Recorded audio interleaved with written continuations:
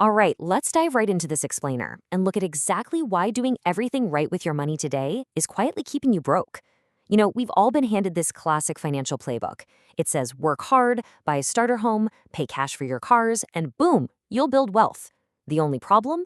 That playbook was written back in 1995 for a world that simply doesn't exist anymore. So today, we are going to unpack the brutal math behind our biggest purchases, expose the invisible traps that are slowly bleeding out our portfolios, and ultimately, we're going to map out the exact path to true financial freedom. Let's start with a staggering number, $749,900. That is the actual real-world price of a modest 1,500 square foot split-level home in Arlington, Virginia.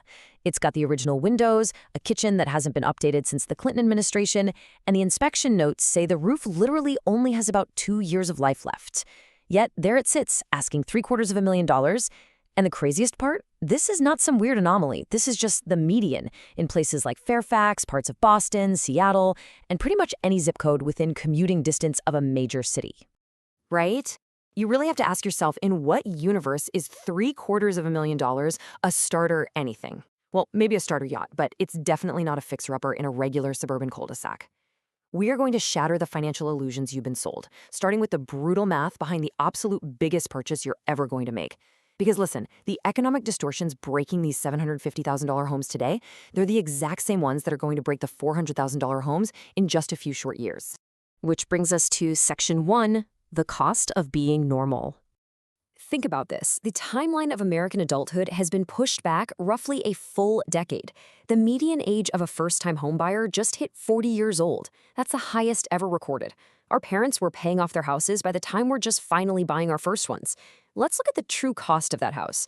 With a 10% down payment on that $750,000 property, you aren't just paying a $4,177 mortgage. Oh no, you're paying property taxes, you're paying homeowners insurance, which, by the way, has absolutely skyrocketed recently.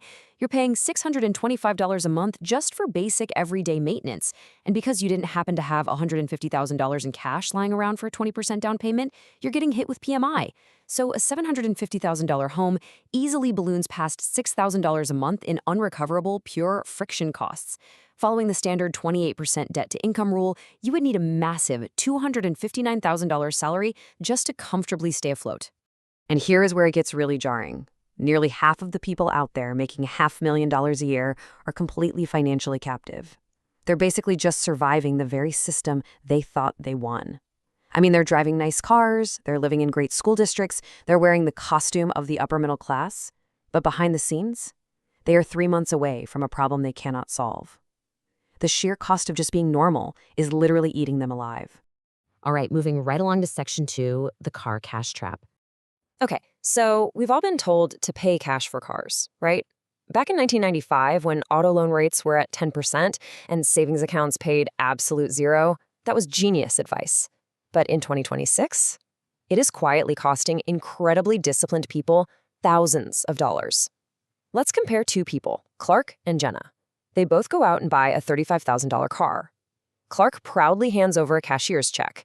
His savings instantly drop to zero, but hey, he's got no car payment.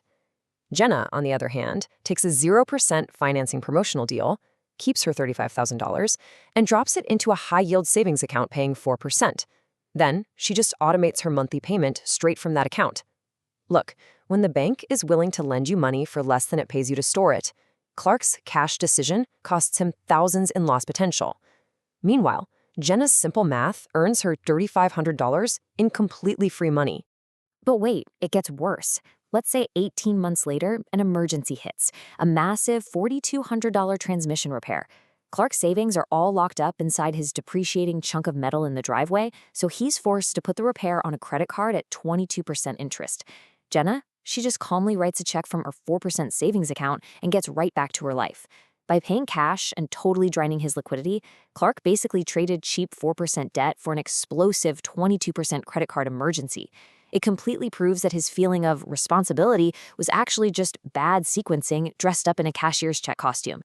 So let's shift gears to Section 3, the housing math myth. Look, the real estate industry absolutely loves to tell you that renting is just throwing your money away. And of course they do, because they get paid the day you close, regardless of whether you can actually afford to sleep at night. But I want you to think about it this way. Whether you rent or buy, you're paying for a hotel for the night. The only real difference is whether you want to be the one fixing the toilet at 2 a.m. when it breaks. When you own a home, your unrecoverable costs, stuff like interest, taxes, insurance, and maintenance, often total roughly 5% of the home's value every single year. That is money you will never see again, before you even touch a single dollar of principal. So if you rent for less than those unrecoverable costs, you aren't throwing money away. You are actually throwing less money away. So before you sign your future away, you need to pass a very specific 5-question test. You've got to ask yourself, will you actually stay in the city for 5 to 7 years? Do you still have emergency cash left over after closing costs? Is your true housing cost staying under 28% of your income? Is the local price-to-rent ratio below 15? And finally, is your life stable enough right now to make a 30-year bet? Because stretching to buy a home you honestly can't afford just because you're tired of renting is basically buying a foreclosure on a delayed timeline. Moving right along to Section 4, Traps of Growing Wealth. Because building wealth and actually protecting it, those are two completely different games. Let's look at the invisible traps that bleed out your portfolio as your net worth finally starts to grow. Meet Liam and Harry. They're both 46 years old, and they had the exact same starting income. Now, Liam has a net worth of $1.84 million, drives a reliable 4-year-old Camry, and doesn't even blink when the stock market drops. Harry, on the other hand, is stressed to the max. He works 58 hours a week and has a net worth of just $312,000, but hey, he leases a flashy $72,000 BMW and just dropped $47,000 renovating his kitchen. Liam quietly built true wealth, while Harry just funded the incredibly expensive, stressful appearance of it. See, Harry fell hard for a psychological trap called the Diderot effect. It's basically a consumption cascade. You upgrade the house, but then suddenly the old furniture looks totally wrong, so you upgrade the furniture. But now the car in the driveway is embarrassing. Every new upgrade justifies another one, and it quietly consumes all your net worth growth. It perfectly explains why every time you get a raise, your standard of living instantly accelerates to gobble it up, leaving you feeling broke at higher and higher income levels, without you ever feeling like you're intentionally overspending. And then we have the ultimate silent killer of wealth, tax inefficiency. Think about this. Simply selling a successful investment in month 11, instead of waiting just a little longer for month 13, can trigger short-term capital gains taxes instead of the much lower long-term ones. On a $50,000 gain, that impatience can cost you a nearly $10,000 penalty in completely unnecessary taxes. You didn't lose that money to a bad market, you lost it to bad timing. Which leads us to our final part, Section 5, the math of freedom. We really need to shift away from all this crushing systemic anxiety, getting off the paycheck-to-paycheck treadmill, escaping those massive unrecoverable costs, and move toward the pure, quiet math of financial independence. True wealth isn't about looking rich on the outside. It's about rolling up your sleeves, completely structuring your mindset, and putting your money to work through extreme discipline. It's about tearing down the invisible fence of financial stress so you can actually start making decisions based on what you want to do, rather than what you are forced to do. And honestly, getting there is way more calculable than you might think. It all hinges on a magic number, 25. Based on the famous 4% rule, you simply multiply your annual expenses by 25 to calculate the exact portfolio size you need to be completely free. Say you spend $40,000 a year. Multiply that by 25, and you need $1 million. It's clean, it's totally mathematical, and it means your money is finally no longer making your decisions for you. But the absolute most important variable in reaching that magic number isn't how much you make. It's your savings rate. If you're only saving 10%, you are staring down 51 years until financial independence. But look what happens when you start optimizing.